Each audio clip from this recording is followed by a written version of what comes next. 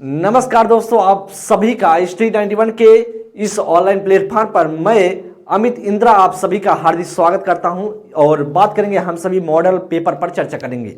Model paper की बात करें तो आप सभी की, चाहे सीटेट का फर्स्ट पेपर की तैयारी कर रहे हो या आप सीटेट के सेकंड पेपर की तैयारी कर रहे हो, दोनों के लिए बेहद इंपॉर्टेंट होने वाला है।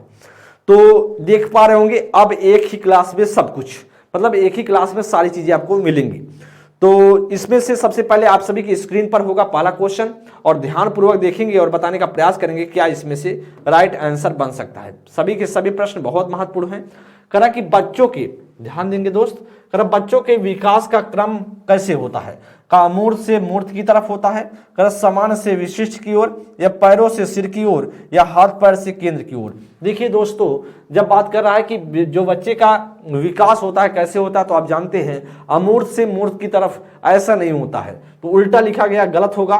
तो जो बच्चे का विकास होता है वह कैसे होता है? सामान्य से विशिष्ट की तरफ होता है, तो जनरल टू स्पेसिफिक होता है। और इस पर moves from general to specific, B option आपका राइट आंसर बन जाएगा। क्या बनेगा? बी ऑप्शन बनेगा। अच्छा, कर पैरों से सिर की ओर, तो आप जानते हैं सिर से पैरों की तरफ होता है, उल्टा लिखा गया है। इसमें हाथ पैरों से केंद्र की ओर, तो केंद्र से हाथ पैरों की तरफ होता है, अभी लिखा गया है उल्टा।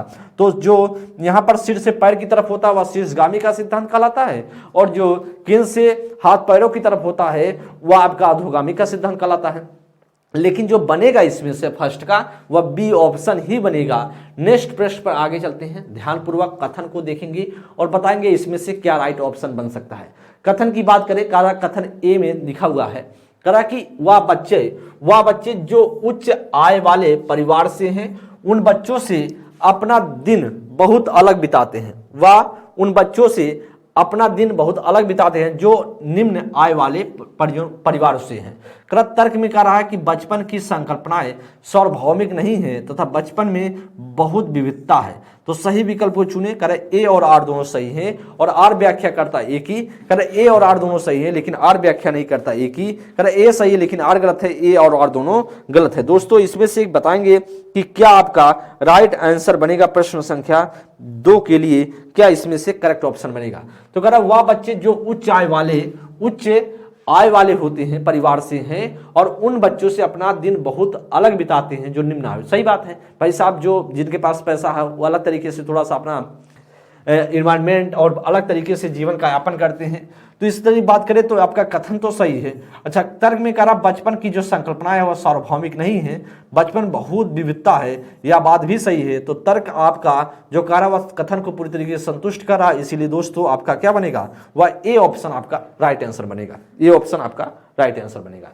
प्रश्न संख्या 3 की चर्चा करें। एक बच्चा पहले अपने हाथ से बाल जैसी बड़ी चीजों का पकड़ना सीखता है, उसके बाद चिमटी पकड़कर इस्तेमाल करके एक मटर उठाना सीखता है। यह उदाहरण किस विकास के किस सिद्धांत को दर्शाता है? कर शीर्षगामी का, या समीप दूरभिमुख का, या समाधान का, या संरक्षण का। तो दोस्तों इसमें से क्या राइट आंसर बनेगा? प्रश्न संख्या आपके सामने 3rd नंबर है। तो कह रहा है बच्चे पहले क्या कर रहा है? बच्चा पहले अपने हाथ से बॉल जैसे बड़ी चीजों का, तो कहीं बॉल जैसे बड़ी चीजों का इस्तेमाल कर रहा है, इसका मतलब कहीं ना कहीं वह मध्य से बाहर की तरफ जा रहा है, केंद्र से बाहर की तरफ जा रहा है। इसके बाद वह चिमटी पकड़ का इस्तेमाल से एक मटर उठाना सीखता है। इसका मतलब क्या हो रहा? अधोगामी का सिद्धांत इस पर फॉलो हो रहा है। इसका अधोगामी का सिद्धांत हो रहा है, और अधोगामी के सिद्धांत को हम एक नाम से और जानते हैं जिससे बोला जाता है समीप दूरभिमुख। और राइट ऑप्शन बनेगा आपका बी ऑप्शन। क्या बन जाएगा? वह बी ऑप्शन आपका राइट आंसर बन जाएगा, करेक्ट ऑप्शन बनेगा। ठीक है, 3rd का बी ऑप्शन आपका राइट आंसर बनेगा। नेक्स्ट प्रश्न आगे 4th नंबर की बात कर लेते हैं। कथन आपके सामने है, बच्चे अपने समाज के बारे में जानकारी, कौशल, मूल्य और नीतियां केवल अभिभावकों से ही सीखते हैं। बच्चों का समाजीकरण का एक सरल व रैखिक प्रक्रिया है। ए और आर दोनों सही हैं, और आर व्याख्या करता एक ही। ए और आर दोनों सही है लेकिन आर व्याख्या नहीं करता एक ही। ए सही है लेकिन आर गलत है, या फिर ए और आर दोनों गलत है। प्रश्न संख्या 4 इंपॉर्टेंट प्रश्न है, और इसके लिए बताएंगे क्या आपका राइट आंसर बनेगा। देखेंगे। बहुत महत्वपूर्ण प्रश्न है। करा कि भाई साहब जो हमारे समाज है, जो हम समाज अपने समाज के बारे में जो जानकारी प्राप्त करते हैं, वह जो कौशल प्राप्त करते हैं या मूल्य प्राप्त करते हैं, वह अभिभावकों से सिर्फ सीखते हैं। सिर्फ हम अभिभावक से नहीं सीखते, बहुत सारी चीजें हैं जो हम अलग व्यक्तियों से, जैसे अपने सहपाठियों से सीखते हैं, मीडिया के द्वारा सीखते हैं, विद्यालय के द्वारा सीखते हैं। तो ऐसा नहीं, सारी चीजें हम अपने अभिभावक के साथ, अभिभावक से ही सीखते हैं। इसका मतलब कहीं ना कहीं आपका कथन गलत है। और कारण में कह रहा है, तर्क में कह रहा है समाजीकरण एक सरल, तो आप जानते हैं समाजीकरण एक जटिल प्रक्रिया है। क्या है? एक जटिल प्रक्रिया, एक सरल प्रक्रिया नहीं है। इसलिए दोस्त यह गलत होगा। और रैखिक कर रहा है तो रैखिक नहीं होकर के चक्रीय प्रक्रिया है। क्या है? एक चक्रीय प्रक्रिया है। तो इसलिए दोस्त तर्क भी गलत है। इसलिए दोस्तों आपका जो राइट आंसर बनेगा वह डी ऑप्शन बनेगा। बोथ ए और आर दोनों क्या है? रॉन्ग है। ठीक है, तो दोनों क्या है? ए और आर दोनों रॉन्ग है। तो डी ऑप्शन पूरी तरीके से राइट बन जाएगा। ठीक, इस प्रश्न को ध्यानपूर्वक देखेंगे। करा कि भाई साहब हम अभिभावक से ही सीखते हैं, और इसमें करा कि एक सरल और रैखिक प्रक्रिया है। तो आप जानते हैं जटिल और चक्रीय प्रक्रिया है। 5th नंबर के लिए बताएंगे, किस अवस्था में, जीन प्याजे से संबंधित प्रश्न है। करा कि किस अवस्था में बच्चे वह सुस्थायित्व, तो वह सुस्थायित्व का मैंने बताया था, या बच्चे में जिसे संवेदी पेशी अवस्था में आ जाता है। किसमें? संवेदी पेशी अवस्था का गुण है। संवेदी पेशी अवस्था की विशेषता है। और इसका एज की बात करेंगे तो 0 से 2 वर्ष में यह वह सुस्थायित्व का गुण आता है। ठीक है, क्या समझ बना लेते हैं, परंतु यह समझ नहीं पाते हैं कि क्रियाएं क्या है? परिवर्तनीय है, और उसके निर्णय चीजों की मौजूदा दिखावट पर निर्भर करती है। करा कि भाई साहब क्या होगा इसमें? संवेदी चालक या पूर्व संक्रियात्मक, या करा संक्रियात्मक या अमूर्त संक्रियात्मक। तो परिवर्तनीय की बात करें, जिसे परिवर्तन बोलते हैं, और परिवर्तन का गुण कह रहा है, परिवर्तन का गुण किस में आता है? वो आप जानते हैं भाई साहब, मूर्त संक्रियात्मक अवस्था में आता है।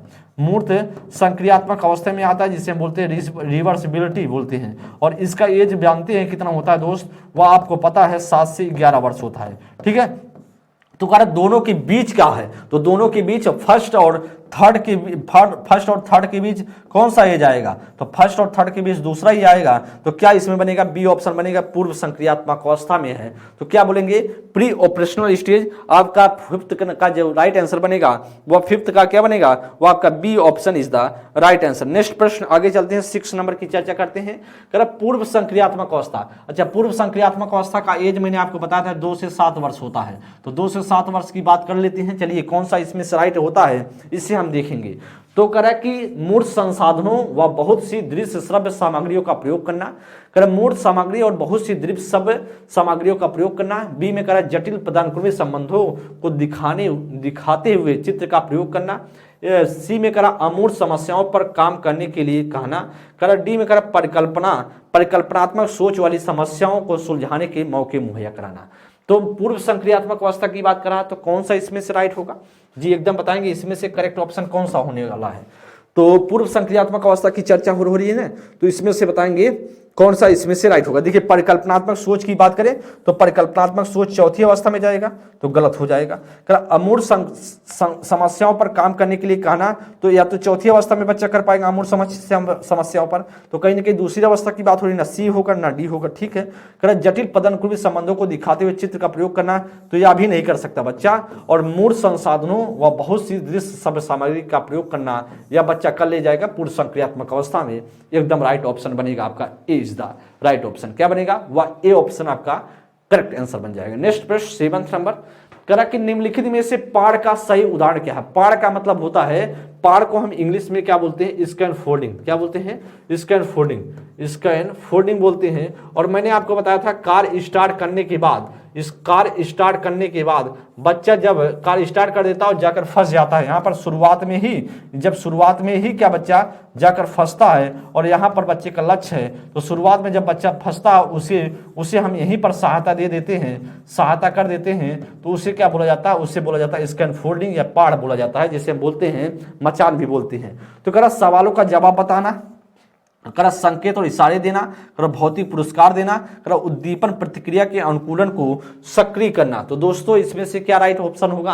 पाड़ का मतलब, तो पाड़ का मतलब ध्यान देंगे तो पाड़ का मतलब या तो नहीं होगा डी ऑप्शन, क्योंकि उद्दीपन प्रतिक्रिया की बात नहीं होती है। देखिए पाड़ का किसका शब्द है? वह आप जानते हैं, वह वाइगोत्स्की का शब्द है। किसका? वाइगोत्स्की का शब्द है।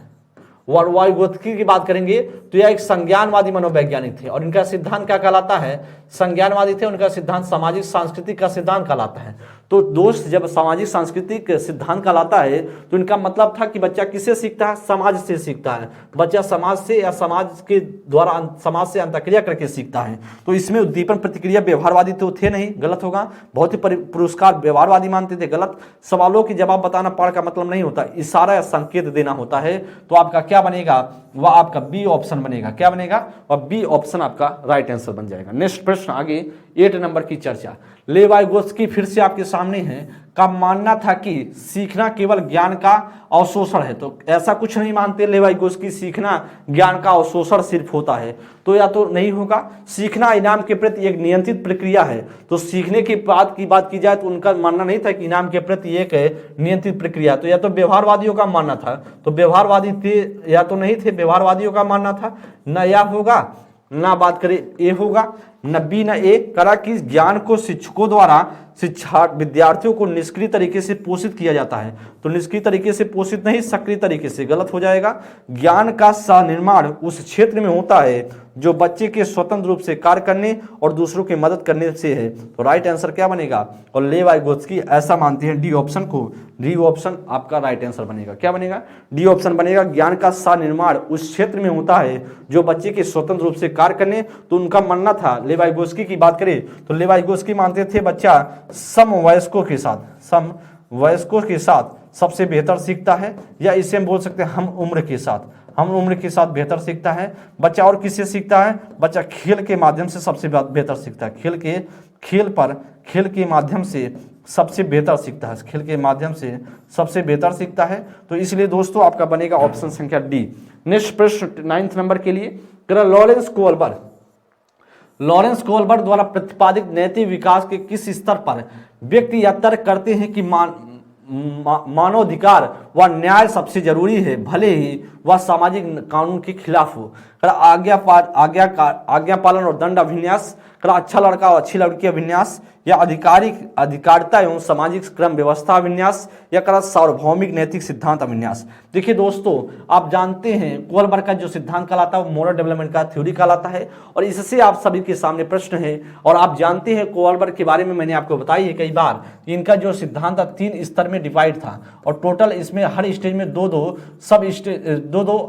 सब स्टेज थे। तो इसका मतलब टोटल मिलाकर इनके जो सिद्धांत में 6 उप स्तर की बात की जाती है, और 6 उप स्तर में आपसे पूछ रहा है कि जो मानवाधिकार और न्याय सबसे जरूरी है, मतलब भले ही वह सामाजिक कानून के खिलाफ हो। तो क्या इसमें से आपको राइट आंसर बनेगा। प्रश्न संख्या अच्छा बेहतरीन प्रश्न है, 9 नंबर के लिए दोस्त बताएंगे क्या आपको लगता है कि राइट आंसर हो जाना चाहिए एकदम दोस्त। तो आज्ञा का पालन और दंड अभिन्यास की बात करेंगे तो पहले के पाला बोला जाता है। इसमें क्या होता है, जब इसमें तो बात होगी, पहले में क्या बोला था उन्होंने, कोलबर्ग ने कहा था कि पहले में नैतिकता बाह्य कारकों से आती है। नैतिकता कहां से आती है, नैतिकता बाह्य कारकों से, बाह्य कारक से आती है। तो कहीं ना कहीं नैतिकता का अभाव होता है, पहली अवस्था में बताया था। तो नैतिकता वाली बातें हो रही है, इसका मतलब कहीं ना कहीं ए ऑप्शन तो नहीं बनेगा।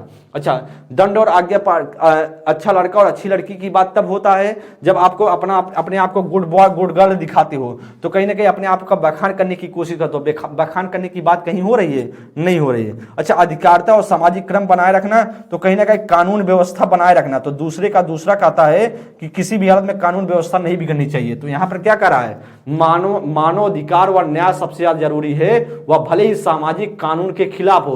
तो कानून का बिगाड़ हो रहा है, तो कानून इसमें सबसे ज्यादा महत्वपूर्ण होता है सी में। लेकिन आपका क्या बनेगा, वह डी ऑप्शन बनेगा, सार्वभौमिक नैतिक सिद्धांत अभिन्यास। D is the right option. 9th का जो करेक्ट ऑप्शन बनेगा वो 9th का डी ऑप्शन बनेगा दोस्तों। नेक्स्ट प्रश्न आगे चलते हैं, 10 नंबर की चर्चा। एक प्रगतिशील कक्षा में अधिगम कैसा होता है। एक सरल प्रक्रिया है, एक सामाजिक प्रक्रिया, कि केवल औपचारिक अनुदेश द्वारा ही हो सकता है, परीक्षाओं पर प्रतिबंधात्मक होता है। तो क्या इसमें से आप बताएंगे प्रगतिशील जो क्लासरूम है, प्रोग्रेसिव क्लासरूम है, उसमें अधिगम कैसा होता है। एक सरल प्रक्रिया है, नहीं भैया सरल प्रक्रिया ऐसा नहीं है। अधिगम एक सरल प्रक्रिया नहीं है, अधिगम एक जटिल प्रक्रिया है। क्या अधिगम एक क्या है, सरल प्रक्रिया ना होकर एक जटिल प्रक्रिया, गलत होगा। अधिगम एक सामाजिक प्रक्रिया, एकदम बात सही है। जो प्रगतिशील क्लासरूम की बात की जाए तो क्या होगा, लर्निंग क्या है, learning is a social process. तो तो सोशल प्रोसेस है, आपका बी ऑप्शन बनेगा। सी में करा केवल औपचारिक, सिर्फ अधिगम आप क्या करते हो, क्या अधिगम सिर्फ आप विद्यालय में ही सीखते हो, क्या औपचारिक सिर्फ विद्यालय घर पे नहीं सीखते हो, भाई साहब अधिगम औपचारिक और अनौपचारिक दोनों है, इसलिए आपका सी ऑप्शन भी नहीं बनेगा। परीक्षाओं पर प्रतिबंधात्मक है, क्या अधिगम सिर्फ परीक्षाओं पर प्रतिबंधात्मक है, नहीं भैया ऐसा भी कुछ नहीं है। तो करेक्ट ऑप्शन आपका जो राइट ऑप्शन बनेगा वह 10 का बी ऑप्शन। समाज जो प्रोग्रेसिव क्लास की बात की जाए, अधिगम उसमें क्या होता है, एक सामाजिक प्रक्रिया मानी जाती है, एक सोशल प्रोसेस माना जाता है, और राइट आंसर 10 नंबर का क्या बनेगा, वह बी ऑप्शन आपका राइट आंसर बन जाएगा। क्या बनेगा दोस्त, 10 का बी ऑप्शन बनेगा। नेक्स्ट प्रश्न आगे चलते हैं हम सभी। नेक्स्ट प्रश्न तो हार्वर्ड गार्डनर से प्रश्न है, हार्वर्ड गार्डनर के अनुसार निम्नलिखित में से कौन सा कथन सही है, कौन सा कथन सही है। करा बुद्धिमत्ता को परिपोषित व विकसित, बुद्धिमत्ता को परिपोषित व विकसित नहीं किया जा सकता है, हर व्यक्ति में विविध प्रकार की बुद्धिमत्ताएं होती हैं। कर उपलब्धि बुद्धिमत्ता का सफल पैमाना है। कर एक खास वर्ग के व्यक्ति दूसरे वर्गों के व्यक्तियों से ज्यादा बुद्धिमान होते हैं। तो बुद्धिमत्ता के बारे में बात की जाए, हार्वर्ड गार्डनर का जो सिद्धांत कहलाता है वह बुद्धि का सिद्धांत कहलाता है। क्या, वह बुद्धि का सिद्धांत कहलाता है, बुद्धि का सिद्धांत कहलाता है। साथ ही साथ उनका मानना था बुद्धि कितने प्रकार की, 8 प्रकार की होती है, और सभी बुद्धियां क्या अपने आप में विशिष्ट हैं, सभी बुद्धियां क्या है अपने आप में विशिष्ट हैं, सभी बुद्धियां अपने आप में विशिष्ट हैं। ठीक है, तो कौन सा कथन सही होगा, कौन सा कथन सही होगा। कर बुद्धिमत्ता को परिपोषित और विकसित नहीं किया जा सकता, भैया बुद्धिमत्ता को परिपोषित और विकसित दोनों किया जा सकता है, इसलिए नहीं से गलत हो गया। कर हर व्यक्ति में विविध प्रकार की बुद्धिमत्ताएं होती, एकदम सही है। तो सभी में समान प्रकार की बुद्धिमत्ता नहीं होती है, किसी में गत की बुद्धि ज्यादा होगा, किसी में किसी में गत की बुद्धि, किसी में संगीत की बुद्धि, किसी में भाषाई बुद्धि, किसी में गणती बात की जाए तार्किक गणती बुद्धि ज्यादा होगा, किसी में अंतर्वैयक्तिक ज्यादा होगा, किसी में अंतर्वैयक्तिक ज्यादा होगा। तो इस तरीके से बात की जाती है। ठीक है, उपलब्धि बुद्धिमत्ता का सफल पैमाना है, ऐसी बात गलत होगी, ऐसा हार्वर्ड गार्डनर नहीं मानते।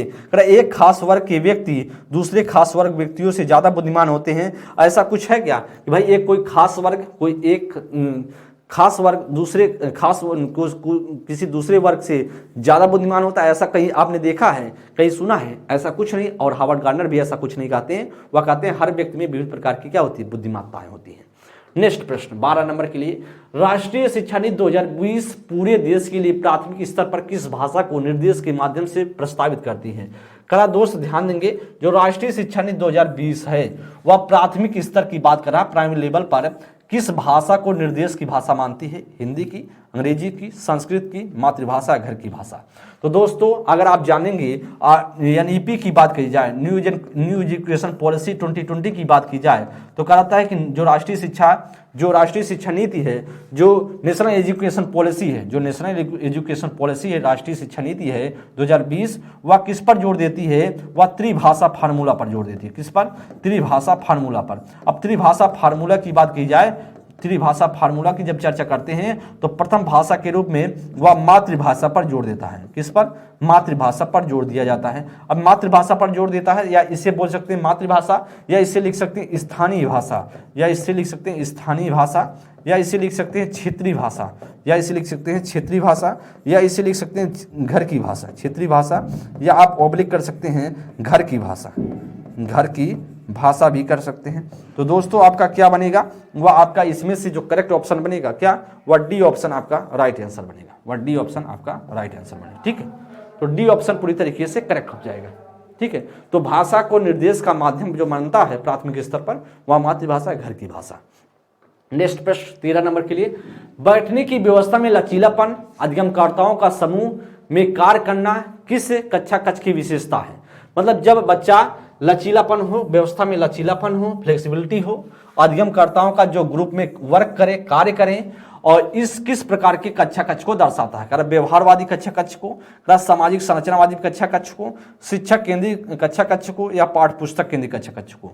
तो दोस्तों जब आप ग्रुप में बात करते हो, ग्रुप में वर्क करते हो, आप एक कहीं ना कहीं आप क्लास में जो लचीला बैठने की व्यवस्था लचीलापन है, तो वह कौन से ग्रुप को दर्शाता है, वह सामाजिक संरचनावादी कच्चा कच्छ को दर्शाता, आपका राइट ऑप्शन होगा बी ऑप्शन। क्या बनेगा? B option. व्यवहारवादी ऐसा कुछ नहीं, शिक्षक केंद्रित होगा तो भाई साहब शिक्षक अपने हिसाब से बैठाएगा कि अपने हिसाब से लचीलापन होगा, तो कूट के करते काम आपने करेगा अपने हिसाब से। तो दोस्तों यह शिक्षक केंद्रित वाला गलत होगा। पाठ पुस्तक के केंद्रीकरण, तो केंद्रीय कच्चा कच्छ, यह भी बात नहीं बनेगा। जो 13 नंबर के लिए होगा वह 13 का बी ऑप्शन आपका राइट आंसर हो जाएगा। नेक्स्ट प्रश्न आगे चलते हैं, बात करते हैं प्रश्न संख्या 14। किस प्रकार का शिक्षा शास्त्र एक शिक्षक को अपनी कक्षा में व्यक्तिगत विभिन्नताओं का ध्यान रखने में मदद करेगा? व्यक्तिगत ध्यान देंगे भैया, करा कि यहाँ पर ध्यान देते हुए चले, शिक्षक को अपने कक्षा कक्ष में व्यक्तिगत भिन्नताओं का ध्यान रखने में मदद करेगा। क्या मानकीकृत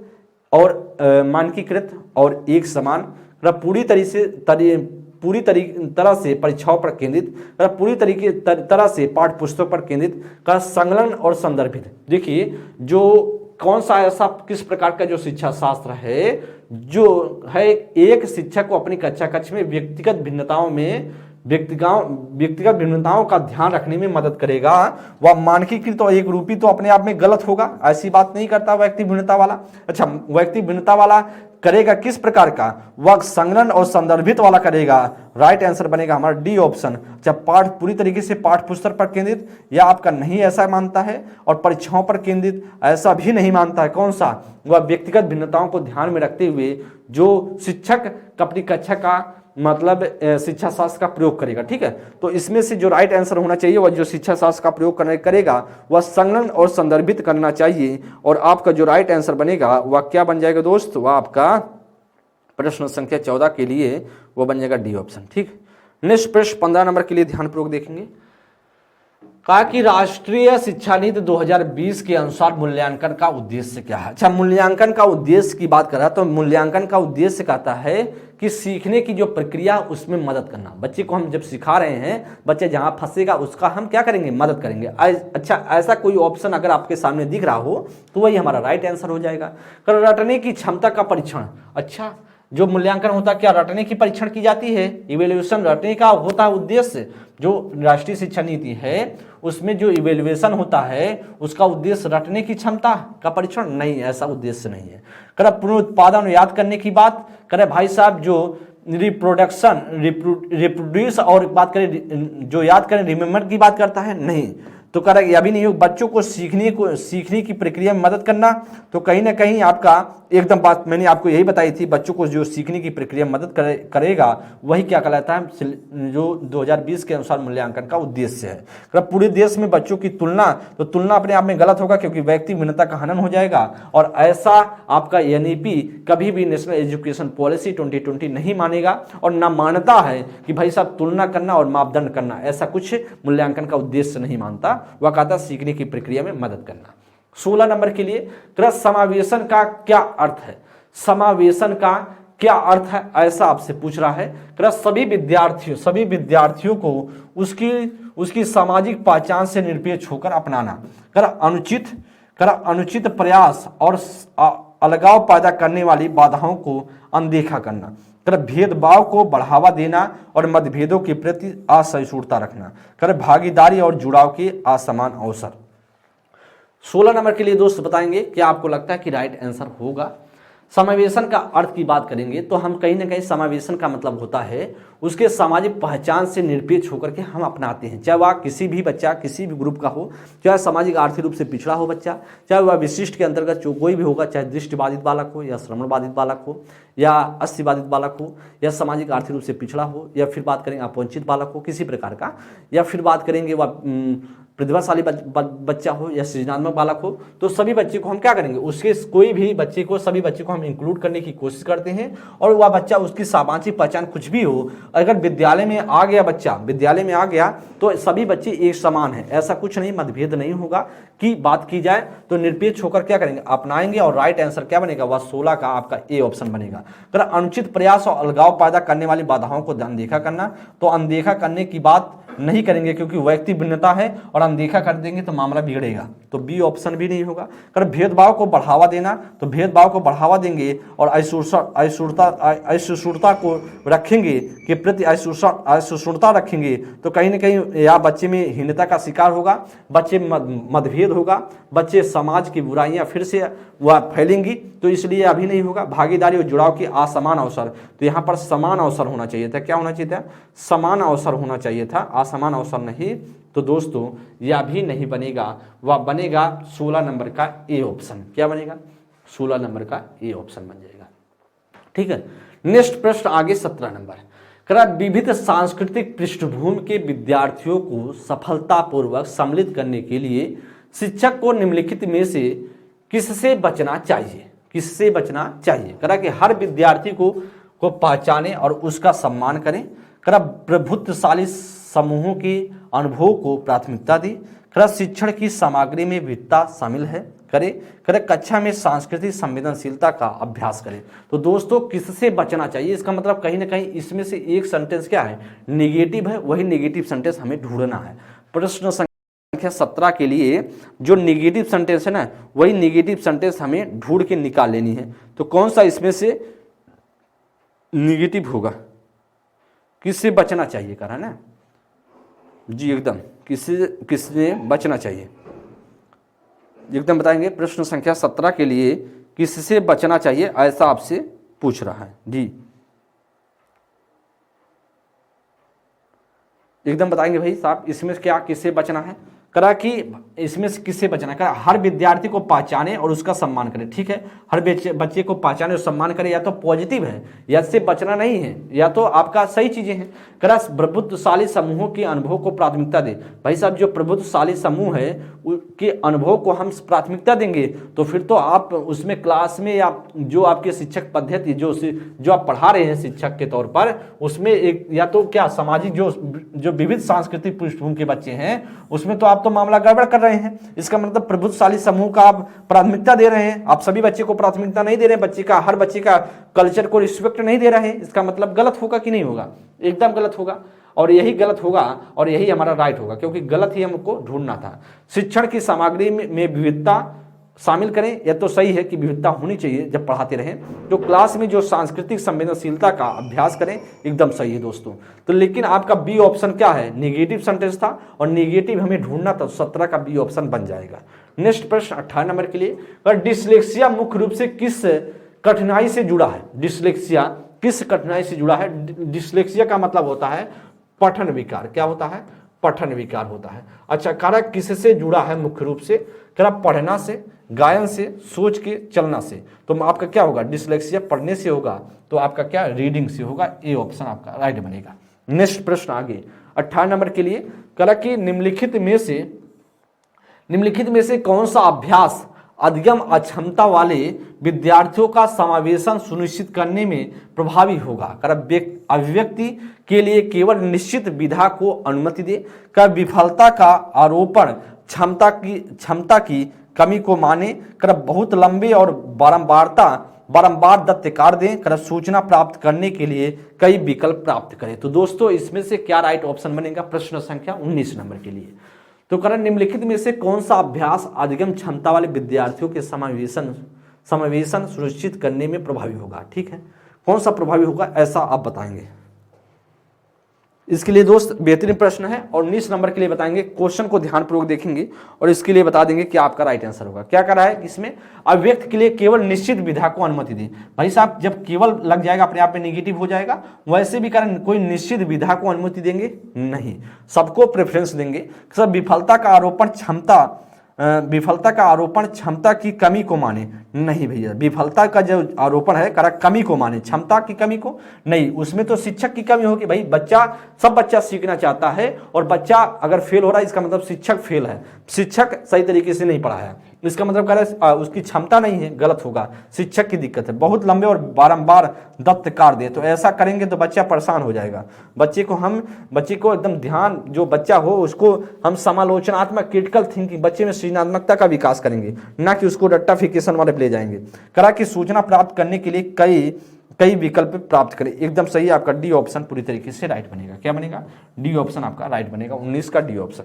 नेक्स्ट प्रश्न 20 नंबर के लिए, प्रतिभाशाली विद्यार्थी, प्रतिभावान या प्रतिभाशाली विद्यार्थी की बात हो रही है। जानकारी को जल्दी और सही तरीके से अवशोषित करते हैं। अपने आयु स्तर से नीचे के प्रश्नों को हल करने में असमर्थ होते हैं। सरल और आसान कार्यों को चुनने की प्रवृत्ति होती है। वे मूल बातों को सहज समझ का अभाव होता है। तो दोस्तों, प्रतिभावान जो विद्यार्थी होते हैं वह तो बहुत जल्दी से काम कर लेते हैं और कहीं न कहीं जानकारी को जल्दी और सही तरीके से क्या करते हैं? अवशोषित करते हैं। जब जैसे आप बताएंगे और अच्छे से कॉन्सेप्ट को क्लियर भी कर लेते हैं और बहुत जल्दी से अवशोषित कर लेते हैं। ठीक है, तो एब्जॉर्ब कर लेते हैं इंफॉर्मेशन को। ठीक है, एकदम दोस्त आपका ए ऑप्शन बनेगा। करा कि यहाँ पर देखिए, अपने आयु के नीचे प्रश्नों को हल करने में असमर्थ होते हैं। तो भाई साहब, प्रतिभाशाली का मतलब होता है कि अपने जहाँ तक बच्चे पढ़ा उसके नीचे के जितने बच्चे हैं उसके प्रश्नों को अच्छे से सॉल्व कर लिया जाएगा। तो या तो गलत होगा बी ऑप्शन। सी में कहा सरल और आसान कार्यों को चुनने की प्रवृत्ति होती है। ऐसा नहीं, वो चुनौतीपूर्ण कार्य चुनते हैं। मूल बातों को सहज समझ पर अभाव होता नहीं, अभाव नहीं होता है, उसमें भाव होता है। सहज तरीके से अच्छे से वह व्यक्त कर पाते हैं। सहज नहीं होते हैं, अभाव होता है। तो उनका 20 नंबर की बात करेंगे तो 20 का आपका ए ऑप्शन ही बनेगा। नेक्स्ट प्रश्न आगे चलते हैं। कि एक शिक्षक को अपने विद्यार्थियों को किसी प्रश्न का उत्तर देने के लिए सहज अनुमान लगाने के लिए क्या करना चाहिए? प्रोत्साहित करना चाहिए, अनदेखा कर देना चाहिए, दंडित करना चाहिए, अवरुद्ध करना चाहिए। क्या ब्लॉक्ड कर देना चाहिए या इनकरेज्ड करना चाहिए या इग्नोर कर देना चाहिए या कि पनिश्ड करना चाहिए या ब्लॉक करना चाहिए? तो दोस्तों, आप जानते हैं जब बच्चा आपके प्रश्नों को, शिक्षक को अपने विद्यार्थियों को किसी प्रश्न का उत्तर देने के लिए सहज अनुमान लगाने के लिए क्या करना चाहिए? तो भाई साहब, मोटिवेट करना चाहिए, कहीं ना कहीं प्रोत्साहित करना चाहिए और यही आपका इनकरेज करना चाहिए। इग्नोर करना चाहिए, भाई साहब इग्नोर करेंगे नहीं, पनिशमेंट करेंगे, दंडित करेंगे, बताएगा बेचारा दंडित करेंगे नहीं, ब्लॉक कर देंगे, ऐसा भी नहीं। तो आपका जो राइट आंसर बनेगा वह प्रोत्साहित करना चाहिए। 22 नंबर के लिए, विद्यार्थियों को हाल में सीखे गए संप्रत्यय, विद्यार्थियों को हाल में सीखे गए जो फिलहाल में बच्चा सीखा है संप्रत्यय पर विस्तार में मदद करते समय निम्नलिखित में से किससे बचना चाहिए? किससे बचना चाहिए? इसका मतलब कहीं ना कहीं आपको निगेटिव पूछ रहा है। विभिन्न उप संप्रत्ययों के बीच संबंधों को क्रियान्वित करना, संप्रत्ययों के उदाहरण और गैर उदाहरण बनाना, अधिग्रहित जानकारी को नई समस्याओं पर लागू करना, बोर्ड पर लिखना और विद्यार्थियों से इसे बिना समझे नकल करने के लिए कहना। तो दोस्तों, किससे बचना चाहिए यही आपसे पूछ रहा है, किससे बचना चाहिए ऐसा आपसे पूछ रहा है।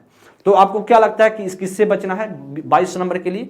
22 नंबर के लिए दोस्त, इसमें से क्या आपको लगता है कि उसे बच्चे को करना चाहिए, किससे बचना चाहिए 22 नंबर के लिए? एकदम बेहतरीन प्रश्न है, ध्यानपूर्वक देखेंगे, बता देंगे दोस्त। क्या करिए, देखिए, कि किससे बचना है? विभिन्न उप संप्रत्ययों के बीच संबंधों को क्रियान्वित करना है, या तो इससे बचना नहीं है, ये तो सही पॉजिटिव है कि एकदम बात क्या बन रही है। यहां पर ध्यान देंगे, कि विभिन्न जो उप संप्रत्यय हैं के बीच क्या करें? संबंधों को क्रियान्वित करने, ये तो पॉजिटिव है। संप्रत्ययों के उदाहरण और गैर उदाहरण बनाना, ठीक है, जो कॉन्सेप्ट कहें उसके उदाहरण बनाना, एग्जाम्पल बनाना और उससे गैर एग्जाम्पल भी बनाना महत्वपूर्ण होगा। उससे बच्चा निखरेगा, बच्चे में जो समालोचनात्मक चिंतन बढ़ेगा। अधिग्रहित जानकारी को नई समस्याओं पर लागू करना, ठीक है, जो अधिग्रहित हो उसे नई समस्याओं पर लागू करने, ठीक है। बोर्ड पर लिखना और विद्यार्थियों से इसे बिना समझे नकल को उतारना। तो भाई साहब, ये तो जबरदस्ती आपका करवा रहे हो और संप्रत्यय पर निस्तारण में मदद करते समय इससे बचना होगा। और ऐसा जब करेंगे ना तो बच्चा कहाँ इसमें सीख रहा? बोर्ड पर लिखना और विद्यार्थियों को नकल करवाने के लिए आप कह रहे हो कि हुबहू ऐसे उतार लो, कोई मतलब नहीं है। फिर आपका डी ऑप्शन इसी से बचना है, क्योंकि डी ऑप्शन आपका नेगेटिव था, तो हमें नेगेटिव वाला ढूंढना था। तो बोर्ड पर लिखना और विद्यार्थियों को इसे बिना समझे नकल करने के लिए कहना, तो मामला गड़बड़ बनेगा, क्योंकि आप बिना समझे बच्चे को क्या कर रहे हो? बोर्ड से उतार लो, तो इसका मतलब तो बेकार की बातें कर रहे हो। 23 नंबर के लिए, किस तरह से पाठ्यक्रम को लागू करके विद्यार्थी की विफलता को कम किया जा सकता है? किस प्रकार का जो पाठ्यक्रम लागू करेंगे, सिलेबस, जिससे बच्चे की विफलता कम से कम हो पाए, मतलब विफलता को कम किया जा सके, जो उनके सामाजिक संदर्भ से जुड़ा हो, जो अत्यधिक चुनौतीपूर्ण और जटिल हो, जो उनके दैनिक जीवन के लिए अप्रासंगिक हो, जो अमूर्त से सरल की ओर बढ़ता हो। देखिए दोस्तों, विफलता तब कम हो सकती है जब बच्चों को सिखाएंगे बच्चे के इन्वायरमेंट से, बच्चे की जो सांस्कृतिक परिवेश जो सामाजिक संदर्भ है, मतलब कहीं ना कहीं उसके इन्वायरमेंट से जोड़कर सिखाएंगे, बच्चे के पूर्व ज्ञान से जोड़कर सिखाएंगे, तो बच्चा विफल नहीं होगा, बच्चा और भी बेहतर होगा और भी उसको बातें दिमाग में याद रहेंगी और कॉन्सेप्ट और अच्छे से समझ पाएगा। इसलिए कारण विफलता को कम किया जा सके, आपका बनेगा ए ऑप्शन। क्या बनेगा? ए ऑप्शन बनेगा। तो which is related to their social context, तो आपका ए ऑप्शन बनेगा। कर अत्यधिक चुनौतीपूर्ण, भाई जब अधिक चुनौतीपूर्ण रहेगा और जटिल रहेगा तो आपसे उससे तो उब जाओगे, आप कहां सीखोगे? नहीं सीख सकते हो, और सीखोगे तो भूल जाओगे और कॉन्सेप्ट आप जोड़ नहीं पाओगे। जब तक पूर्व ज्ञान से नहीं जोड़ोगे तब तक फिर आप बातें नहीं बनेगी, इसका मतलब गलत होगा। जो उसके दैनिक जीवन के लिए अप्रासंगिक हो, भाई साहब प्रासंगिक होता तो बात बनती है, यहां पर क्या लिखा? अप्रासंगिक लिखा है और यही आपका गलत कर दिया। पहले मूर्त से सरल की ओर, तो आप जानिए सरल से मूर्त से अमूर्त की ओर होना चाहिए था ना, या उल्टा लिखा गया है। तो जो दोस्त इसमें से जब विफलता को कम किया जा सकेगा, जब उसके सामाजिक संदर्भ से जुड़ा होगा, तो विफलता अधिकतम कम हो पाएगी। आपका ए ऑप्शन आपका राइट आंसर बनेगा। नेक्स्ट प्रश्न 24 नंबर के लिए, सार्थक सीखने के लिए निम्न में से क्या महत्वपूर्ण है? सार्थक सीखने के लिए मीनिंगफुल लर्निंग के लिए क्या सबसे ज्यादा महत्वपूर्ण है? क्लास में प्रतिस्पर्धी संस्कृति का विकास करना। भाई जब कंपटीशन जो कंपटीशन वाली संस्कृति है, कल्चर को आप विकसित करोगे? नहीं करोगे, या तो नहीं बनेगा। बच्चों के विचारों अनुभवों को जगह देंगे, ठीक है। बच्चे की जो थॉट है, बच्चे की जो एक्सपीरियंस है, उसको हम जगह देंगे, ठीक है, बी ऑप्शन बन जाएगा। सी में करा जानकारी को पृथक खंडों में प्रस्तुत करना, यह बात तो गलत होगी। पृथक खंड में क्या करें? आप दोगे तो बच्चा वह कॉन्सेप्ट को समझ ही नहीं पाएगा, टुकड़े टुकड़े में दोगे तो उससे रिलेट नहीं कर पाएगा, तो मामले बिगड़ेगा। ऐसे उदाहरण देना जो विद्यार्थी के सामाजिक संदर्भ से संबंधित नहीं हो। भाई साहब मैंने आपको बताया सामाजिक संदर्भ से संबंधित होगा तभी तो बच्चा बेहतर करेगा, अगर संबंधित ना हो इसका मतलब निगेटिव है। तो हमसे पूछ रहा था सार्थक सीखने की बात कर रहा है ना, सबसे ज्यादा महत्वपूर्ण कौन सा होगा? वह सबसे ज्यादा महत्वपूर्ण ऑप्शन संख्या बी ही होगा, ऑप्शन संख्या बी। तो या तो ऑप्शन गलत होगा, ठीक है। 24 का क्या बनेगा? बी ऑप्शन आपका राइट बन जाएगा। नेक्स्ट प्रश्न आगे चलते हैं, हम सभी 25 नंबर की चर्चा करते हैं, ध्यानपूर्वक देखेंगे 25 नंबर के लिए। विद्यार्थियों को नए संप्रत्यय पढ़ाते समय, ध्यानपूर्वक, विद्यार्थियों को नए संप्रत्यय पढ़ाते समय शिक्षक को निम्नलिखित में से किससे बचना चाहिए? किससे बचना चाहिए बच्चे को कॉन्सेप्ट सिखाते समय? कि उन्हें दिए गए उदाहरण में से सामान्य गुण खोजने के लिए कहें। उस संप्रत्यय से संबंधित गैर उदाहरण प्रस्तुत करें। पहले जटिल अवधारणाओं को प्रस्तुत करें, फिर सरल की ओर बढ़ें। नई जानकारी को पिछले ज्ञान को जोड़ना। तो कि किससे बचना चाहिए? नए संप्रत्यय पढ़ाते समय शिक्षक को किससे बचना चाहिए, मतलब इसमें से आपको ढूंढना है कौन सा इसमें से नेगेटिव सेंटेंस है, वही नेगेटिव सेंटेंस हमें ढूंढना है। ध्यानपूर्वक देखेंगे 25 नंबर के लिए क्या आपका राइट आंसर बनेगा, एकदम बताएंगे इसमें से क्या राइट आंसर बनेगा। 25 नंबर के राइट ऑप्शन देख चलिए। अब ए ऑप्शन पर बात करते हैं। उन्हें दिए गए उदाहरणों में से समान गुण खोजने के लिए कहें। देखिए जब जो उदाहरण आप देंगे उसमें समान जो है गुण खोजने के लिए कहेंगे, या बच्चे के लिए संप्रत्यय के लिए सही चीजें हैं या हेल्पफुल होंगी बच्चे के लिए, नए संप्रत्यय के लिए, नए कॉन्सेप्ट के लिए, या तो गलत नहीं होगा, मतलब बचना मतलब गलत सेंटेंस तो नहीं है। अच्छा, उन संप्रत्यय को संबंधित करें जो गैर उदाहरण प्रस्तुत करें। तो भाई साहब या तो भी सही है, क्योंकि गैर उदाहरण भी क्या करें? प्रस्तुत करें। उससे क्या होता है?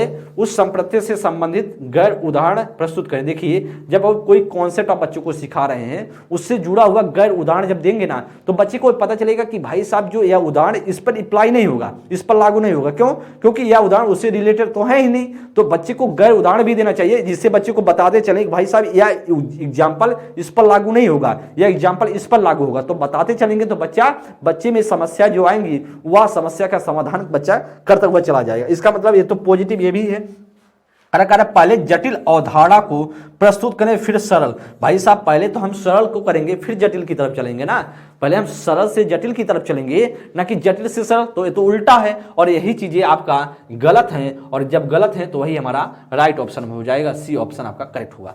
डी में करा नई जानकारी को पिछले ज्ञान से जोड़ना, तो नई जानकारी को पिछले ज्ञान, ये तो बात सही है, जो आप नए कॉन्सेप्ट को सिखा रहे हो, नई इन्फॉर्मेशन दे रहे हो, वह जो पिछला बच्चा का पूर्व ज्ञान है उससे हम रिलेट कर देंगे, तो पॉजिटिव है। लेकिन हमसे पूछ रहा था किससे बचना है, तो किससे बचना था, तो अवॉइड करना था, अवॉइड करना है ऑप्शन संख्या सी से। ठीक है, नेक्स्ट प्रश्न 26 नंबर करा कि विशिष्ट जानकारी के स्मरण पर, विशिष्ट जो जानकारी है, स्पेसिफिक जो इंफॉर्मेशन है के स्मरण पर आधारित प्रश्न का उत्तर देने के बाद एक विद्यार्थी इस बात पर विचार कर रहा है कि इस कार्य में किन संकेतों ने उसकी मदद की। ऐसा करने से विद्यार्थी का क्या विकास कर रहा है, कर विलंबित नकल, कर आत्म केंद्रिता, कर अधिसंज्ञान, कर अति औचित्य, क्या इसमें से होगा। बेहतरीन प्रश्न है, इसमें से बहुत बेहतर प्रश्न है, और इसके लिए बताएंगे दोस्त इसमें से क्या राइट आंसर होगा 26 नंबर के लिए।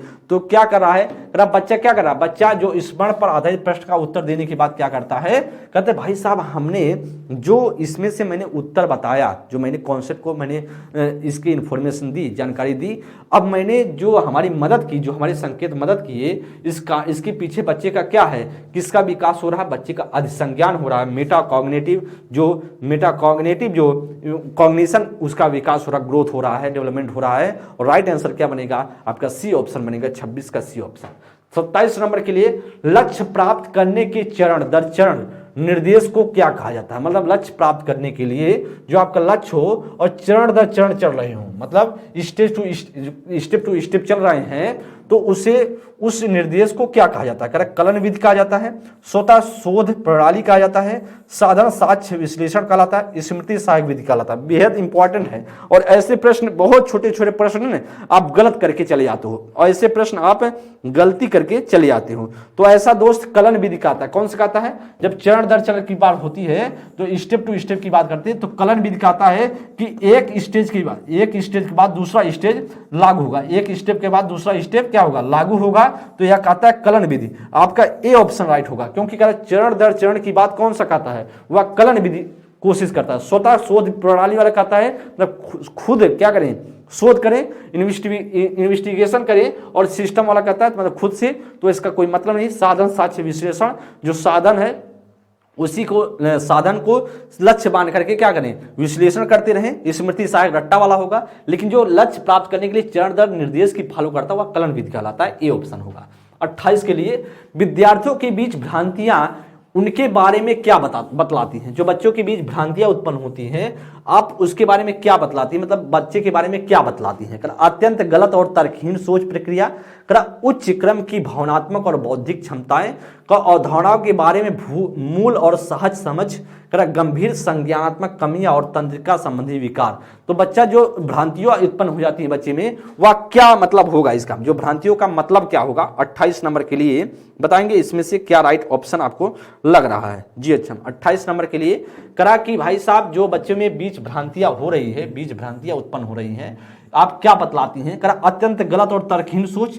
भाई साहब ऐसा नहीं, जब भ्रांतियां देखिए आप में भ्रांतियां उत्पन्न हो सकती है, मुझ में भ्रांतियां उत्पन्न हो सकती है, तो इसका मतलब नहीं होगा एकदम गलत सोच रहे हैं और तर्कहीन सोच रहे हैं, या तो बात गलत है, ये ऑप्शन नहीं होगा।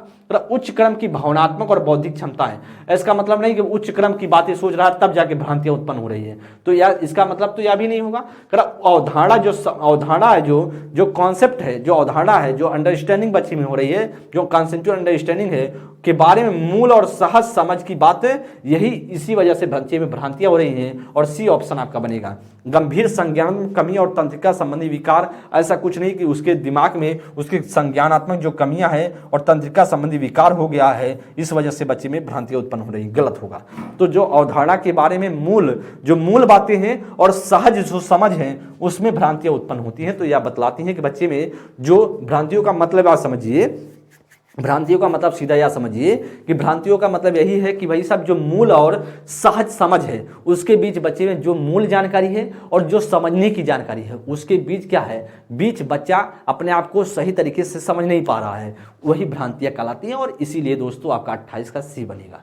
29 नंबर के लिए करण निम्नलिखित में से कौन सी स्थिति विद्यार्थियों में गर्व का कारण बन सकती है, मतलब कौन सा इसमें बच्चे को प्राउड महसूस करेंगी करके जब असफलता का कारण स्वयं को माना जाता है तब होगा, तब आप गर्व करेंगे। क्या? जब असफलता का कारण दूसरों को माना जाता है तब आप गर्व करेंगे।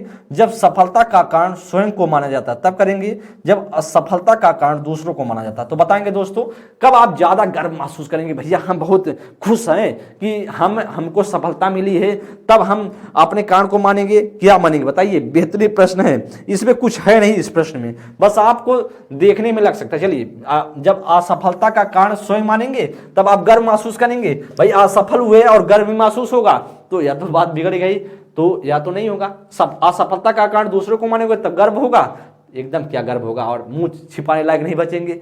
तो या तो गर्व की बात छोड़िए, कह रहा सफलता का कारण स्वयं को मानेंगे। जब सफलता का कारण स्वयं मानेंगे तब अपने आप को गर्व महसूस करेंगे, भाई साहब मुझ में काबिलियत है, मैं ऐसा कर सकता हूं, क्योंकि मैंने किया है। जब आप खुद को मानेंगे, मेरा कोई हेल्प नहीं किया, मुझे बहुत सारी परिस्थितियां आई, मुझे बहुत सारी समस्या आई, जब हम डाइवर्ट हो सकते थे और मैंने अपने आप को कंट्रोल रखा और आज सफलता को प्राप्ति की, तो या अपने आप को आप प्राउड फील करोगे क्योंकि मैंने उस समय विचलित नहीं हुआ, और आज जब विचलित नहीं हुए तो आज मेरा या इस मुकाम पर हम पहुंच चुके हैं। तो 29 का आपका सी ऑप्शन बन जाएगा।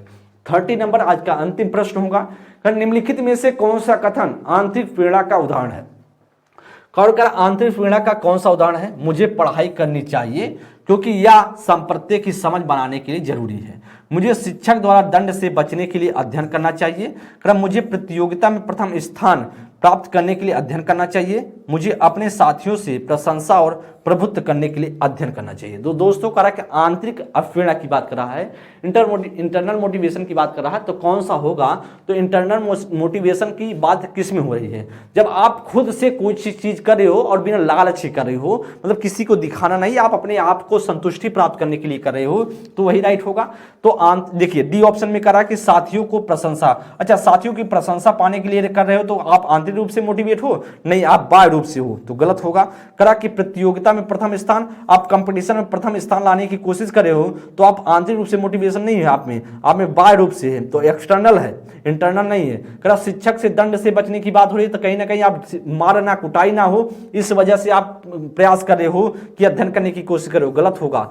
तो कहीं ना कहीं क्या होगा? ए ऑप्शन, मुझे पढ़ाई करनी चाहिए क्योंकि यह संप्रत्यय जो कॉन्सेप्ट है उसको अंडरस्टैंडिंग करने में, क्या करने में, मदद बनाने में जरूरी है, क्योंकि जब तक हम कॉन्सेप्ट को नहीं बनाएंगे, समझेंगे नहीं, तब तक हम आगे नहीं बढ़ेंगे। और यह आंतरिक मोटिवेशन का कारण है, आंतरिक प्रेरणा का कारण है, और इसीलिए दोस्तों आपका ए ऑप्शन क्या होगा? राइट होगा। 30 का ए ऑप्शन करेक्ट हो जाएगा। इस तरीके से बात किया जाए, आप सभी के सामने 30 प्रश्नों की श्रृंखला थी और आप सभी ने बेहतर तरीके से सीख रहे होंगे। मॉडल पेपर आप सभी को लगातार मैं प्रोवाइड कर रहा हूं और ये सभी आप सभी के लिए बहुत महत्वपूर्ण होने वाला है। यह कॉन्सेप्ट जितना जो क्वेश्चन है बहुत ही महत्वपूर्ण है, और चाहे आप जूनियर का फर्स्ट पेपर तैयारी कर रहे होंगे या सेकंड पेपर, दोनों के लिए हेल्पफुल होगा। ऐसा नहीं है कि आपके लिए सिर्फ प्राइमरी के लिए या जूनियर के लिए, दोनों के लिए इंपॉर्टेंट है। और थोड़ा सा सिर्फ लेवल बढ़ जाता है और कोई अंतर नहीं होता, क्वेश्चन वैसे ही पूछे जाते हैं जैसा प्राइमरी में होता है वैसे जैसे जूनियर में, मतलब दोनों का लेवल की थोड़ा सा स्टैंडर्ड थोड़ा सा ज़्यादा हो जाता है, कॉन्सेप्ट ज़्यादा समझना होता है जूनियर के लिए,